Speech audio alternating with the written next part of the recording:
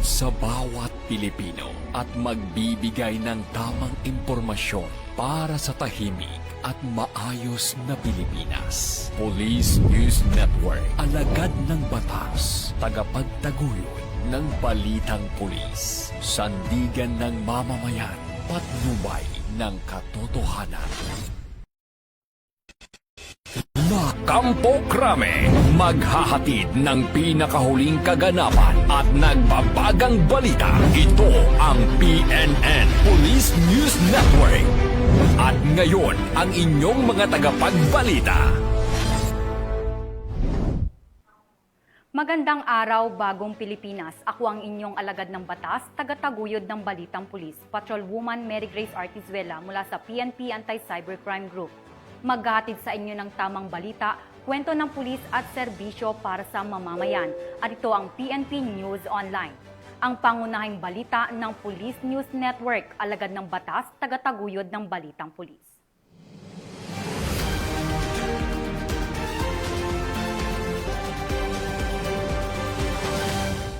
Narito ang mga balitang dapat niyong abangan.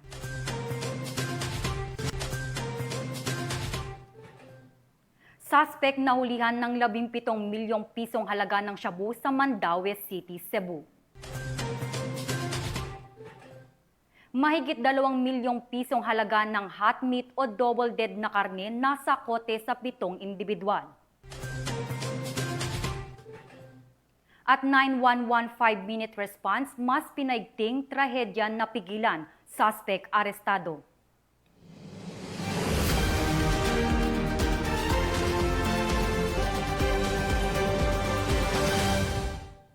Narito ang mga balitang hatid ng ating PNN correspondents mula sa iba't ibang panig ng bansa.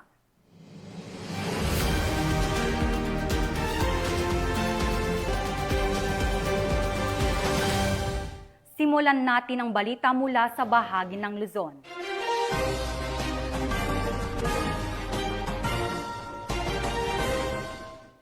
Sa mas pinabilis na pagresponde ng mga kapulisan, isang tawag lang sa 911 napigilan ng isang trahedya na nagresulta sa pagkakaresto ng isang suspect sa Naga City. Ang buong detalye ng balita mula kay Police Corporal Charis Casasos. Sa isang motorcycle rider na nagmalasakit at agad na nagsumbong sa mga otoridad, mabilis na naaksyonan ng mga tauhan ng Mobile Patrol Unit ng PNP Naga City Police Office ang buhay ng isang binatilyo matapos itong saksakin ng isang driver sa Barangay Triangulo, Naga City nitong Agosto 24 taong kasalukuyan bandang alas 3 ng hapon. Nangyari ang insidente sa tapat ng isang kainan sa Diversion Road kung saan tinamaan sa dibdib ang biktima na si Mark, 27 anyos at residente ng Barangay Tabuco, Naga City. Hindi nag-atubili ang mga pulis na agad isugod ang biktima sa Bicol Medical Center gamit ang sasakyan ng Central Headquarters ng Naga City Police Office habang hinihintay pa ang ambulansya. Ayon sa mga rumespondeng pulis, malubha ang tinamong sugat ng biktima na posibleng ikinasawi nito kung hindi ito agad naagapan. Samantala, naaresto sa mismong pinangyarihan ng krimen ang suspect sa kasalukuyang nasa kustodiya ng Police Station 5. Batay sa investigasyon, ang motibo ng pananaksak ay paghiganti matapos saktan ng biktima ang kapatid ng suspect isang araw bago ang insidente. Binigyang diin ng pamunuan ng PNP Bicol sa ilalim ni Police Brigadier General Nestor C. Babagay Jr., Regional Director ng Police Regional Office 5, na malinaw na resulta ito ng mahigpit na pagpapatupad ng 5-minute response policy ng kapulisan sa rehiyon. Nagpapasalamat ang PNP Naga City Police Office sa pamumuno ni Police Colonel Gilbert P. Fariña, City Director, ang komunidad sa kanilang maagap na pagsumbong na nagbigay daan sa mabilis na pagkakaresolba ng insidente. Pinagtibay naman ng Naga City Police Office na ang maagap na aksyon ay hindi lamang nagbunga ng mabilis na pag-aresto kundi nakapagligtas din ng buhay. Samantala, nanawagan naman ang kapulisan sa publiko na patuloy na makipagtulungan sa pagbibigay impormasyon sa pamamagitan ng Emergency Hotline 911 upang tiyak na masiguro ang kaligtasan ng komunidad. Mula dito sa Bicol Region, ako po ang inyong PNN Correspondent, Police Corporal Doxy Charis C. Casatos. alagad ng batas, tagataguyod ng balitang pulis. Maraming salamat, Police Corporal Casasos. Naaresto ang 2 individual sa isinagawang operasyon laban sa iligal na sigarilyo sa Quezon, Palawan. Patrolwoman Desiree Padilla sa balita. 2 individual ang naaresto ng mga otoridad sa kinasang matagumpay na operasyon laban sa iligal na sigarilyo sa Barangay Alfonso 13, bayan ng Quezon, Palawan noong ika-23 ng Agosto taong kasalukuyan. Ang operasyon ay sinagawa ng Quezon Special Boat Crew, 2nd Special Operations Unit sa pangunguna ni Police Lieutenant Richard Rodriguez, katuwang ang Quezon Municipal Police Station, Bureau of Customs, Coast Guard Intelligence Group Palawan, Coast Guard Counterintelligence Division Palawan, at Philippine Tobacco Institute. Kinasa ang search warrant sa may-ari ng tindahan na kung saan nadakip ang mga suspect na sina alias Omar at Payman sa nasabing operasyon. Sinampa na laban sa kanila ang kasong paglabag sa Republic Act No. 10643 o The Graphic Health Warnings Law matapos na makumpiska ang mga sigarilyong walang kaukulang babalang pangkalusugan. Naisailalim ang reklamo sa inquest proceedings noong ika-24 ng Agosto taong kasalukuyan. Samantala, inihahanda rin ang hiwalay na kaso laban sa mga suspect para sa paglabag sa Republic Act No. 10863 o Customs Modernization and Tarific Act habang hinihintay ang opisyal na sertifikasyon mula sa Bureau of Customs bago tuluyang maisampa ang karagdagang reklamo. Binigyang diin ng mga otoridad na ang operasyon ay bahagi ng mas pinaigting na kampanya ng pamahalaan laban sa iligal na produkto. Patunay ito ng mahigpit na pagtutulungan ng iba't ibang ahensya upang matiyak na ang mga sigarilyo at iba pang kalakal ay dumaan sa tamang proseso at hindi makapinsala sa kalusugan at kapakanan ng publiko. Mula dito sa Home of the Police Eco Warriors, Calapan City, Oriental Mindoro, ako ang inyong PNN correspondent, Patrolwoman Desiree Padilla, alagad ng batas, tagataguyod ng balitang pulis. Maraming salamat, Patrolwoman Padilla. Nakumpiska ang mahigit 2 milyong pisong halaga ng hot meat o double dead na karne mula sa 7 individual sa isinagawang operasyon sa Barangay Santa Rosa, Marilao, Bulacan. Patrolwoman Cristalyn Javier sa report. Arestado itong individual ng Marilao Municipal Police Station matapos masamsam sa kanilang tinatayang 2 milyong halaga ng hinihinalang hot meat o double dead na karne sa Barangay Santa Rosa, Marilao, Bulacan. Kinilala ni Police Lieutenant Colonel Jordan G. Santiago, hepe ng Marilao Municipal Police Station, ang mga suspect na pawang kalalakihan at residente ng Bulacan, Rizal at Valenzuela City. Batay sa ulat, bandang alas 10:30 ng gabi habang nagsasagawa ng roving patrol ang mga miyembro ng Barangay Peacekeeping Action Team nang namataan ng isang wing van truck na naglilipat ng hinihinalang double dead meat papunta sa isang refrigerated van. Agad na ipinagbigay alam ang insidente sa National Meat Inspection Service at sa Marilao Municipal Police Station na nagresulta sa agarang pagresponde at pagkakaaresto ng mga suspect. Sa isinagawang inspeksyon, nadiskubre at nasamsam ang 435 kahon ng hot meat na may kabuuang timbang na 12,500.8 kilo at may tinatayang halaga na 2.3 million pesos na ngayon nasa kustodiya ng NMIS Marilao. Nahaharap ngayon ang mga naarestong suspect sa kasong paglabag sa Republic Act No. 9296 o ang Meat Inspection Code of the Philippines. Ayon kay Police Colonel Angel L. Garciliano, Provincial Director ng Bulacan Police Provincial Office, ang matagumpay na operasyon ay bunga ng mabilis na koordinasyon. Tinitiyak rin niya ang pagpapatupad ng mas pinaigting na kampanya laban sa iba't ibang uri ng krimen upang matiyak na mapanagot ang mga lumalabag sa batas. Mula dito sa Bulacan Police Provincial Office, ako ang inyong PNN correspondent, Patrolwoman Pearl Cristalyn Javier, alagad ng batas, tagataguyod ng balitang pulis. Maraming salamat, Patrolwoman Javier. Sa mas pinaigting ng kampanya ng Kapulsan kontra Kriminalidad, matagumpay na naaresto ang lalaking suspect sa pagnanakaw ng mga bisikleta sa Pasig City. Ang buong detalye ng balita mula kay Patrolwoman Jenny May Dolor. Nito lamang ika-21 ng Agosto taong kasalukuyan, dakong alas 7:20 ng umaga, ay nadiskubre ni alias Fur na pwersahang sinira ang bintana ng kanyang lumang bahay sa Dr. Pilapil Street, Barangay San Miguel, Pasig City. Dito ay nalaman niyang nawawala ang kanyang mga mamahaling bisikleta at iba pang kagamitan. Kabilang sa mga natangay ay 3 mamahaling mountain bikes, 1 unit ng black Xiaomi electric scooter, 2 toolbox, 1 microwave oven, at 1 crocodile jack. Sa kabuuan, umabot sa 251,000 pesos ang halaga ng mga kagamitang natangay sa biktima. Sa nadiskubre ay agarang inireport ng biktima ang nangyaring pagnanakaw sa Pasig City Police Station. Dagli namang rumisponde ang kapulisan ng nasabing himpilan at sa loob lamang ng 5 minuto ay nakarating sila sa pinangyarihan ng insidente. Hindi naman nagsayang ng oras ang kapulisan at agarang nagsagawa ng backtracking ng CCTV footage at dito ay nakita ang sospek na kinilalang si alias Chris na siyang tumangay sa mga kagamitan. Dahil dito ay naaresto ang sospek at na-recover ang 3 bisikleta. Matapos basahan ng kanyang karapatan ang sospek, ito ay pansamantalang nakakulong sa Pasig City Police Station Custodial Facility para sa kaukulang disposisyon at ito ay nahaharap sa kasong robbery.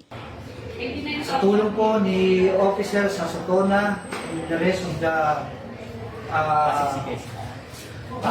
Pasig City PNP, na-recover po nila apat na 3 bike at 3 bike, na-recover po nila ang 3 bike po. 2 na lang po ang kailangan po, microwave at yung tools at scooter na Xiaomi na brand. Maraming salamat po. Pasig City. Thank you. Maraming salamat. Salamat po. Maagang tugon, maagang pag-assist sa akin. Hindi ako pinabayaan ng Pasig City. Salamat po. Thank you. Mula dito sa Eastern Police District, ako po ang inyong PNN correspondent, Patrolwoman Jenny Midolor, alagad ng batas, tagataguyod ng Balitang Pulis. Maraming salamat, Patrolwoman Dolor. Hindi na nakapalagpa ang tinaguriang number 9 Regional Most Wanted Person sa ikinasang operasyon ng mga otoridad sa kasong 2 counts of qualified rape sa Purok 3, San Manuel, Isabela. Ang kabuuan ng balita mula kay Patrolwoman Wendy Rumbawa. Hindi na nakapalagpa ang number 9 Regional Top Most Wanted Person sa kasong 2 counts ng qualified rape sa isang operasyon na isinagawa dakong alas 8:20 ng umaga kahapon ika-25 ng Agosto ngayong taon sa Purok 3, Barangay Santa Cruz, San Manuel, Isabela. Kinilala ang akusado na si alias Raul, 39 anyos, may asawa, isang magsasaka at residente ng nasabing lugar. Naaresto ang suspect batay sa mandamiento de aresto na inilabas noong Hulyo 30, 2025 ng isang presiding judge ng Regional Trial Court Branch 23 Rojas, Isabela na walang inirekomendang piyansa. Pinangunahan ng Quezon Police Station ang naturang operasyon kasama ang San Manuel Police Station, Provincial Intelligence Unit, Isabela Police Provincial Office, Regional Mobile Unit 2 at 3rd MP Lepanto Forward Operating Base, 201st MC RMFB2. Sa kasalukuyan, ang suspect ay nasa kustodiya ng Quezon Police Station para sa kaukulang dokumentasyon bago tuluyang isailalim sa korte na may jurisdiksyon sa kaso. Samantala, ang mabilis na pagkilos ng mga otoridad at ang maayos na koordinasyon ay patunay ng kanilang patuloy na dedikasyon sa pagpapatupad ng batas at paghahatid ng hustisya sa mga biktima. Mula dito sa Lambak ng Cagayan, ako ang inyong Police News Network Correspondent, Patrolwoman Wendy Rumbawa, alagad ng batas, tagataguyod ng Balitang Pulis. Maraming salamat, Patrolwoman Rumbawa. Isang 21 anyos na lalaki ang arestado sa entrapment operation ng Regional Anti-Cybercrime Unit 4A sa San Pablo, Laguna dahil sa kasong grave coercion. Yan ang balitang aking tinutukan. Pinasok ng mga tauhan ng Regional Anti-Cybercrime Unit 4A ang motel na ito sa San Pablo City, Laguna. Walang piligil sa masama! Daba! Daba! Daba! Daba! Na kung saan inaresto si alias Cortez matapos itong ireklamo ng kanyang karelasyon na gusto nang makipaghiwalay sa kanya. Ayon sa investigasyon, nagbanta ang suspect na ipapakalat ang kanilang mga masiselang larawan at video kung hindi ito papayag makipagtalik sa kanya.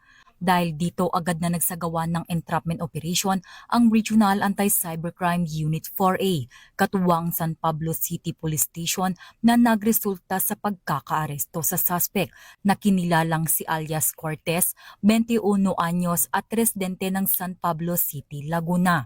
Nahaharap ngayon ito sa kasong paglabag sa Article 286 o grave coercion. Nasa pangalaga na ng San Pablo City Police Station ang suspect para sa dokumentasyon at paghahain ng karampatang kaso laban sa kanya. Sa mga kababayan po natin, lalong-lalo na sa mga kababaihan, we must know our worth. Huwag po nating hayaan na abusuhin po tayo ng ibang tao. Kung kayo man po ay nakakaranas ng online harassment and abuse, huwag po kayo magdalawang isip na lumapit sa PNP Anti-Cybercrime Group or tumawag ng 911. Andyan po kami 5 minuto para Mula dito sa Campo Crame, ako ang inyong PNN correspondent, Patrolwoman Mary Grace Artizuela, nagbabalita para sa Police News Network, alagad ng batas, tagataguyod ng Balitang Pulis. Naging makabuluhan ang isinagawang community outreach program ng Ifugao PNP para sa mga mag-aaral ng Batad Elementary School sa Banawe, Ifugao upang makapaghatid ng ngiti at saya. Ang buong detalye ng balita mula kay Police Master Sergeant Ermelinda Cacliong. Alas 5 pa lamang ng umaga ay naghahanda na at hindi nagpatinag sa biglaang buhos ng ulan ang mga tauhan ng Ifugao Police Provincial Office upang maghatid ng ngiti at saya sa isang community outreach program na ginanap sa Batad Elementary School sa Banawe, Ifugao. Nito lamang Agosto 22, taong kasalukuyan. Ang aktibidad ay pinangunahan ni Police Colonel Jeremias Oyawon, Provincial Director ng Ifugao PPO, katuwang ang mga miyembro ng PNP Officers Ladies Club Foundation Incorporated, Ifugao Chapter, sa pangunguna ng advisor na si Kinang Rosmarites Oyawon, kasama ang mga tauhan ng 1st at 2nd Ifugao Mobile Force Company at Banawe Municipal Police Station. Tampok sa naturang aktibidad ang pamamahagi ng mga school supplies, kabilang ang mga lunchboxes, tumblers, tsinelas at mga grocery packs. Maliban dito, naghandog rin ang pambansang pulisya ng libreng gupit para sa mga mag-aaral at isang masayang salo-salo ang inihanda na nagdagdag ng kasiyahan sa naturang aktibidad. Samantala, binigyang diin ni Police Colonel Oyawon sa kanyang mensahe ang pangako ng PNP sa tunay na serbisyo publiko. The gift you are about to receive today, school supplies, personal hygiene, cakes and slippers and others are not just simple items. They are symbols of care, love, and encouragement from people who believe in your potential and your future. Ito ay handog mula sa Ifugao PNP, WLC Officers Ladies Club Foundation Incorporated, Ifugao Chapter, at ibang donors na bukal sa puso ang pagbibigay upang maging katuwang ninyo sa inyong pag-aaral at pangangalaga sa inyong kalusugan. Taos-pusong nagpasalamat naman ang Barangay Chairperson at si Ginang Beverly Belingon, ang teacher in charge ng Batad Elementary School sa tulong na hatid ng pambansang pulisya at mga stakeholders. We are very much thankful. Salamat launay, iti na ito yung gundaway nga napiliyo. Your office had chosen our place, our humble barangay, the community of Batad, as the beneficiary. Ang aktibidad ay patunay sa magandang ugnayan ng pambansang pulisya at komunidad na nagkaisa upang bigyang inspirasyon ang mga kabataan para sa mas maliwanag at puno ng pag-asang kinabukasan sa bagong Pilipinas. Thank you so much for being with us.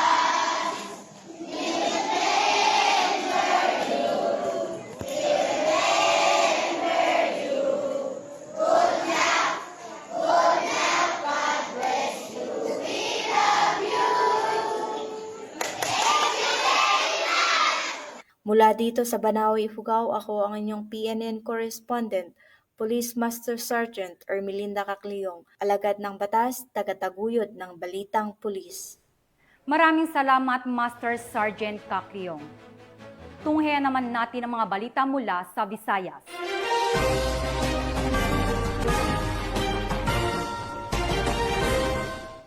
Nasabat ang 17 milyong pisong halaga ng shabu mula sa isang notorious drug suspect sa isinagawang bypass operation ng mga otoridad sa M. Logarta Street, Barangay Subang Dako, Mandaue City, Cebu. Ang balitang hatid ni Patrolwoman Judith Nicanor. Nasabat mula sa isang notorious na drug suspect ang tinatayang 17 milyong halaga ng hinihinalang shabu sa sinagawang bypass operation ng kapulisan ng Mandaue City sa M. Logarta Street, Barangay Subang Dako, Mandaue City, Cebu nito lamang nakaraan. Kinilala ni Police Lieutenant Colonel Mark Gifter Sokalit, Chief ng City Intelligence Unit, City Drug Enforcement Unit ng Mandaue City Police Office, ang notorious na drug suspect na si alias Jane, 37 anyos, na residente ng 2J Embasa Street, Barangay Sawang Calero, Cebu City. Bandang alas 11:08 ng gabi na ikinasa ng mga operatiba ang bypass operation na kung saan na-recover mula sa suspect ang iba't ibang pakete ng hinihinalang shabu na may timbang na 2.5 kilo at nagkakahalaga ng 17 milyong piso, bypass money, cellphone at isang backpack na ginamit bilang lagayan ng droga. Siya ay kasalukuyang nakapiit sa Police Station 2 ng Mandaue City Police Office. Police Colonel Abu Akasa Jr., Mandaue City Police Director, said the operations reflect the continued resolve to protect the city from the spot of illegal. He said that the MCPO will remain aggressive yet local in the operation. The communities deserve a safe environment free from the influence of illegal drugs.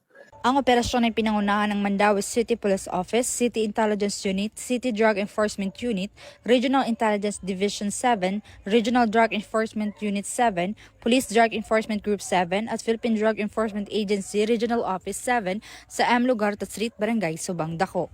Ang matagumpay na operasyon ay patunay lamang ng mga kapulisan ng Central Visayas ay patuloy sa kanilang mga operasyon laban sa iba't ibang uri ng kriminalidad tungo sa isang mapayapang bagong Pilipinas. Mula dito sa Mandaue City Police Office, ako yung Police News Network Correspondent, Patrolwoman Judith Nicanor, alagad ng batas, tagataguyod ng balitang pulis. Maraming salamat, Patrolwoman Nicanor. Arestado ng mga otoridad ang 2 street-level individual sa isinagawang bypass operation sa Barangay Kapirawan, Palo, Leyte. Ang balitang hatid ni Patrolwoman Maria Elena Singian.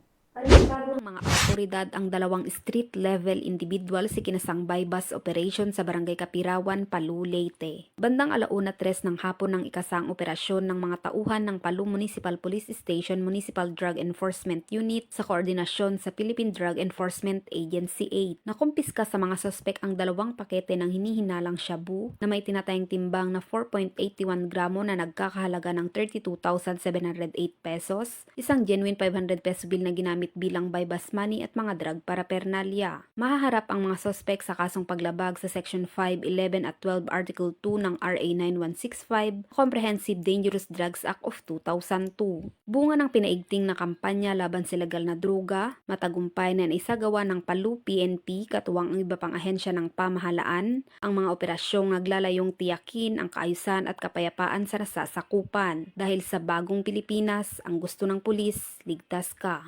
Mula dito sa Eastern Visayas, ako ang inyong PNN Correspondent, Patrolwoman Maria Elena Singian, alagad ng batas, tagataguyod ng balitang pulis. Maraming salamat, Patrolwoman Singian. Narito naman ang mga balita mula sa bahagi ng Mindanao.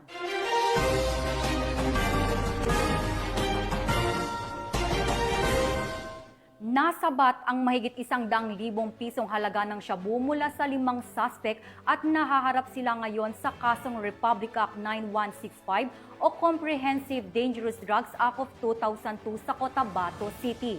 Ang buong detalye ng balita mula kay Patrolwoman Maricris Algabre.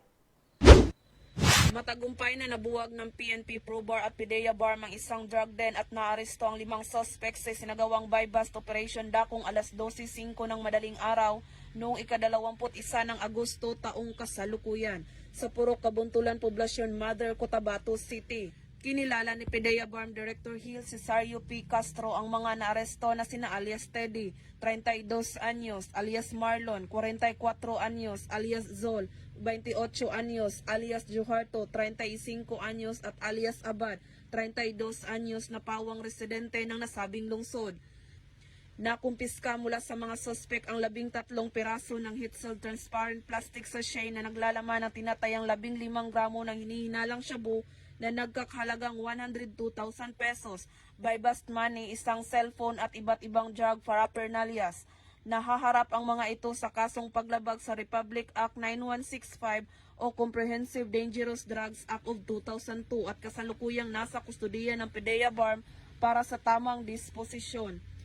Ang matagumpay na operasyong ito katuwang ang iba't ibang sangay ng pamahalaan ay patuloy na magsisilbing patunay sa maigting na kampanya laban sa iligal na droga at kriminalidad upang matiyak ang kaligtasan at kapayapaan ng komunidad. Mula rito sa rehiyon ng Bangsamoro, ako ang inyong PNN correspondent, Patrolwoman Maricris Algabre, alagad ng batas, tagataguyod ng balitang pulis. Maraming salamat, Patrolwoman Algabre. Nasa kote ang isang drug personality sa isinagawang operasyon ng mga otoridad matapos mahulihan ng iligal na droga sa Purok San Miguel, Barangay Indangan, Davao City. Nakatutok dyan si Patrolwoman June Mary Joy Rupin. Isang drug personality matapos isinagawa ang buy-bust operation nito lamang Agosto 24 taong kasalukuyan sa Purok San Miguel, Barangay Indangan, Davao City.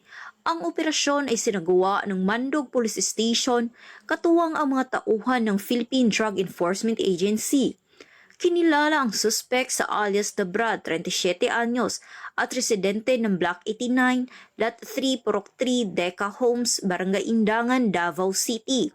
Na-recover mula sa suspect ang hinihinalang shabu na may standard drug price na humigit kumulang 14,280 pesos at iba pang mga ebidensya.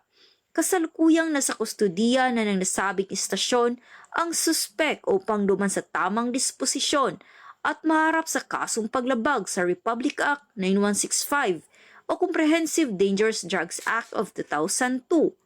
Ang pagkakakumpiska ng iligal na droga ay isang malaking tagumpay laban sa patuloy na kampanya ng pamahalaan kontra sa iligal na droga at patunay na mahigpit na pagpapatupad ng batas sa rehiyon.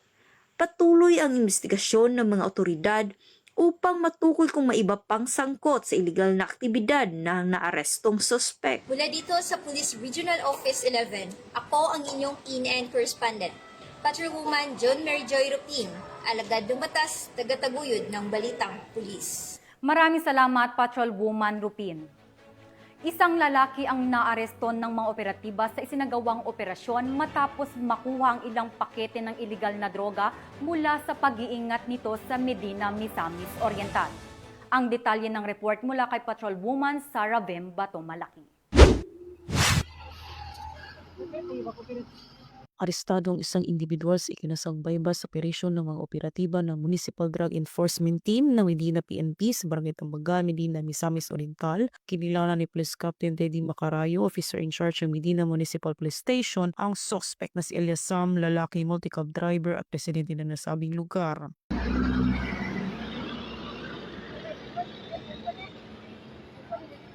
Sa ikinasang drug buy-bust operation ng mga operatiba ng Medina PNP ay nakumpiska ang mga pakete ng hinihinalang shabu na may standard drug price na 6,324 pesos, isang 500 peso bill na ginamit bilang buy-bust money at iba pang mga non-drug items. Naharap ang suspect sa kasong paglabag sa RA 9165 o Comprehensive Dangerous Drugs Act of 2002. Mula dito sa Camp Capistrano, Busa, Cagayan de Oro City, ako ang iyong PNN correspondent, Patrolwoman Sarah Vem Batomalaki, alagad ng batas, tagataguyod ng balitang pulis. Maraming salamat, Patrolwoman Batomalaki. At yan ang mga balitang nakalap ng ating PNN correspondents mula Luzon, Visayas at Mindanao.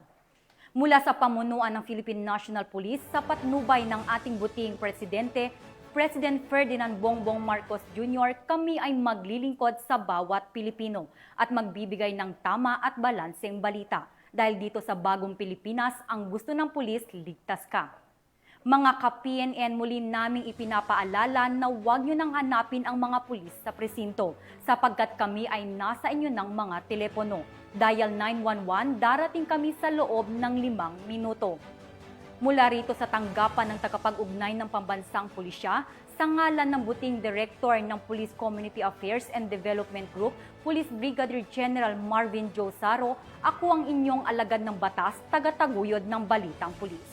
Patrolwoman Mary Grace Artizuela mula sa PNP Anti-Cybercrime Group. Maghahatid sa inyo ng tamang balita, kwento ng pulis at serbisyo para sa mamamayan. At ito ang PNP News Online, ang pangunahing balita ng Police News Network.